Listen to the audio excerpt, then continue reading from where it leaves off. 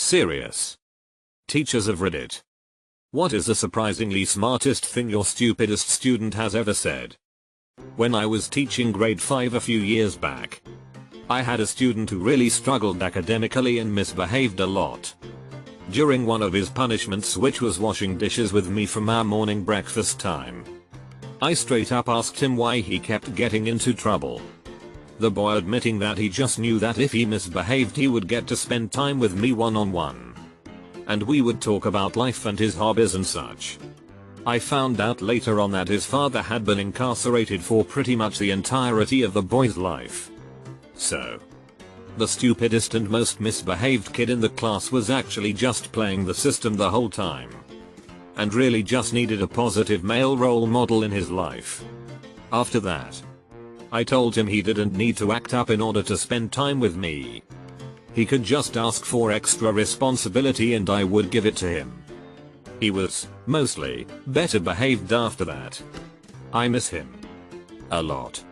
Teachers like you are the ones that make a difference.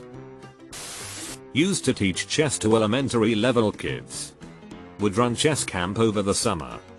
20-40 kids come in every day for a full school day, but every period is basically a chess class. Lasts a week.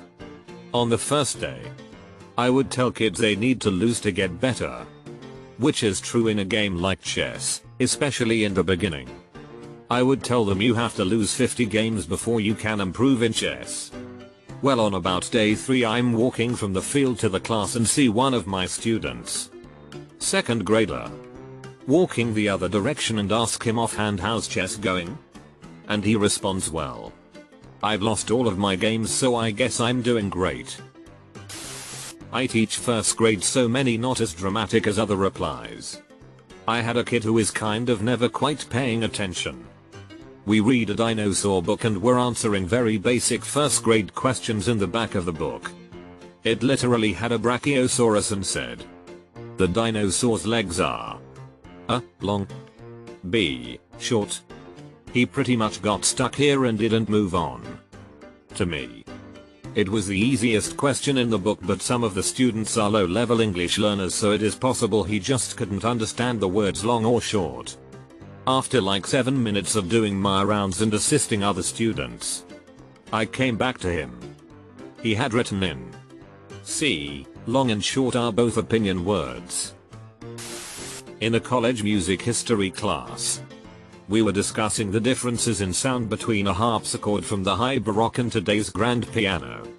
One student, who normally contributed little, said, the reason the two instruments sound so different is because harpsichord strings are plucked by quills, whereas piano strings are struck by hammers and you'd make different sounds too if plucked or struck. I'm teaching English as a foreign language and one of my students hasn't been attending for a year. When he finally came, I gave him an essay to write. He wrote it in perfect German because he thought that we were studying German. The guy had been learning German all year long only to learn that we were studying English. This is both the smartest and the stupidest thing I can imagine. In high school I took 3 years of German. And then in my senior year I switched to Italian for some reason. The same teacher taught both Italian and German. At one point during the year, we had a basic homework assignment. Just simple questions that we were supposed to write answers for. You know the type. Making sure we can read basic Italian words and respond with basic ones. I answered the entire thing in German by mistake. He did give me full marks on it because he said in order for me to do that and do it correctly, it was obvious that I was understanding the Italian, translating it to English, and then translating that to German. So it did show an understanding of the language.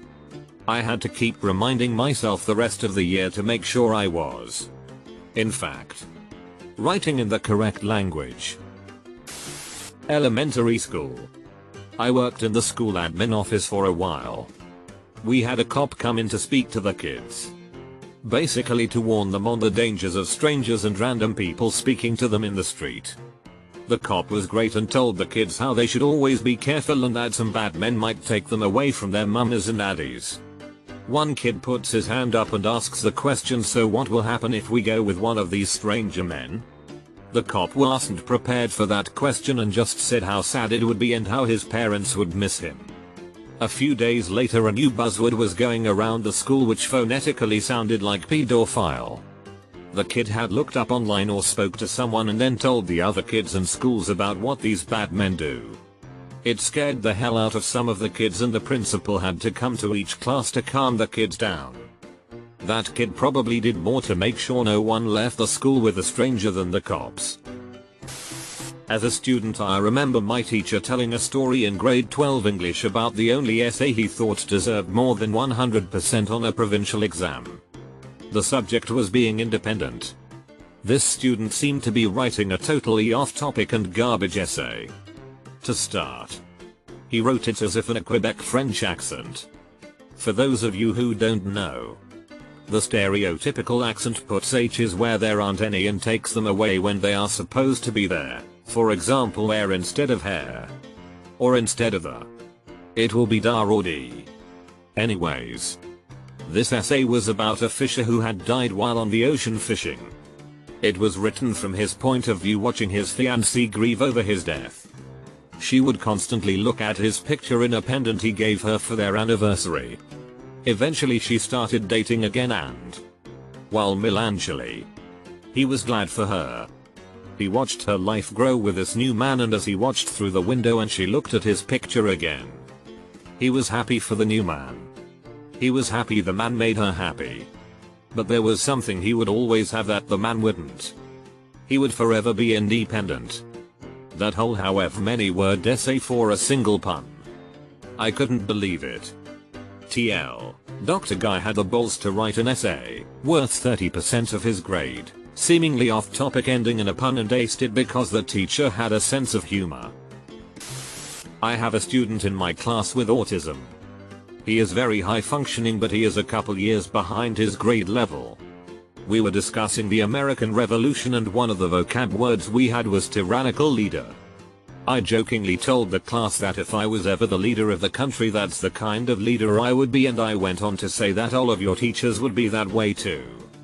Most of the class looked at me blankly, but this one kid with autism understood what I was saying and looked at me, and while trying to contain his laughter says, "Well, that's because all teachers have a superiority complex." I just couldn't help but laugh in front of the class for the next 5 minutes. My favorite student of all time in my 9 years of teaching was a kid named Logan. Logan was this giant kid, tall as I was, 5 feet 2, in the 5th grade, and massive. Logan also had an information processing learning disability. He processed information more slowly than most people. He spoke very slowly and deliberately with long pauses, and just saw the world differently. Logan had learned early on that if he played dumb, people would treat him like he was stupid and do his work for him. He had this look he would put on his face, mouth agape, lower lip hanging down, lid drooling, eyes unfocused, and he would refuse to speak to you. I figured that out really quickly, and after 2 times of me making him talk to me at recess when he refused in class, he didn't pull that look with me anymore. It was a complete facade. Anyway, because of how Logan processed the world, he would spend his recess slowly walking the grounds and picking up anything interesting he found. He found things no one else would find: coins, sequins, a box of sewing machine spools, etc. And he'd bring them to us teachers if he didn't know what they were or just wanted to share them with us. So one day at recess he comes up to me and the other teacher at recess duty with me, and he's holding a condom wrapper. He asks us what it is, and the other teacher quickly says, "Oh Logan, that's just a candy wrapper for grown-ups. Here, let me take that and throw it away." And Logan dead looks us in the face and says, "Oh good. I thought it was a condom. And those shouldn't be out here on the playground." And then he turned and ambled off. His emotional intelligence was incredibly high. I had a student with autism in class. Tyler. Tiny little guy. Super sweet. But would have occasional severe meltdowns. I will always have the image in my head of tiny little Tyler. Mid-meltdown. Swinging his arms at giant Logan and screaming. While Logan simply stood there and took it and gently patted him on the head. TL. Doctor, I don't care if it's too long and no one reads it. Logan was one of the best people I've ever met in my life and I have so many good memories of him. When learning mythology. Mr. If centaurs have 2 arms and 4 legs, does that make them insects? I've mentioned this before. And also it is genuinely difficult to tell who is the stupidest. Kids are smart some days and clueless others. Some grow out of it. Anyway. We were talking about cheetahs being the fastest land mammal. Some inner city kid swells up and says he can beat a cheetah in a race. The class laughs. Kid doesn't let it go. Finally he just says I can beat a fat cheetah in a race. I'm just thinking. Maybe? I hate the word in describing this kiddo. And it wasn't so much what she said. But did. She certainly wasn't stupid. But as an at-risk youth counselor I can say she was very low functioning. She went AWOL one night out of the blue. Not one staff saw her leave. Usually when this happens, kids go do dumb kid stuff like going to the park to drink and smoke, teenage stuff. Well, we didn't see her for 2 days. We finally got a phone call from a person who had taken her in, 400 some miles away. When she got back to our facility she had this nervous look. Knowing I was gonna scold her. I didn't. I was too impressed. I asked her how she did it. And she said she kept hopping buses. I guess none of the drivers had the heart to kick her off. So there she went. I took a very big risk in the fact that I congratulated her on her journey. Her eyes lit up when I told her she had managed to travel farther than any kid that had ever gone AWOL. She never did it again and actually graduated the program with success. Still a booger. But I'll always remember that booger.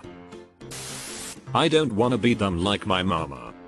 Teacher at an inner city school for a time where almost all the students had free breakfast and lunch. Lots of the kids realized and knew they were in a no-win situation and a downward spiral in terms of education and situation in life. Quite a number of them tried their damnedest though to get out of it. Lots of times the kids don't know what is awaiting them at home. Many parents don't read to their kids or help them with homework, many just can't because they themselves barely have an education. Or they are in just bad situations. One student came in and said their mama chose to pay the cable TV bill over the hot water bill. Later the same mom chose to pay her cell phone bill over electricity. And that student had enough and decided to start studying and try to climb out. There is hope. I don't know if this counts but I was teaching a public speaking class. It was mostly 9th grade. They were all nervous about their first big speech. And I tried to ease their nerves by saying, I promise giving a speech won't kill you.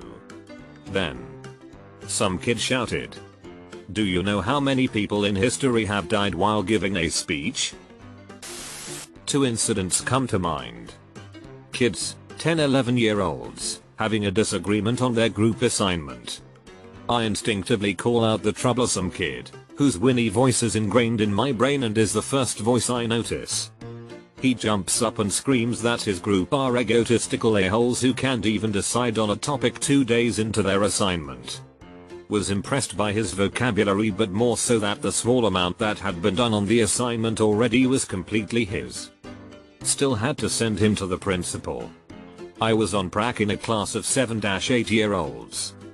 A pair of girls gave me a drawing and said I was really pretty. Another girl who seemed to be from a lower class family compared to her classmates and had learning delays heard this and came up to me saying I don't think you are pretty. I was taken aback but kids are kids and don't always have filters. She saw the look on my face and followed up quickly saying I think you are kind and smart. Being pretty doesn't matter. Girls can be more than pretty. Are you going to stay as our teacher forever? And that was the moment I knew this profession was for me.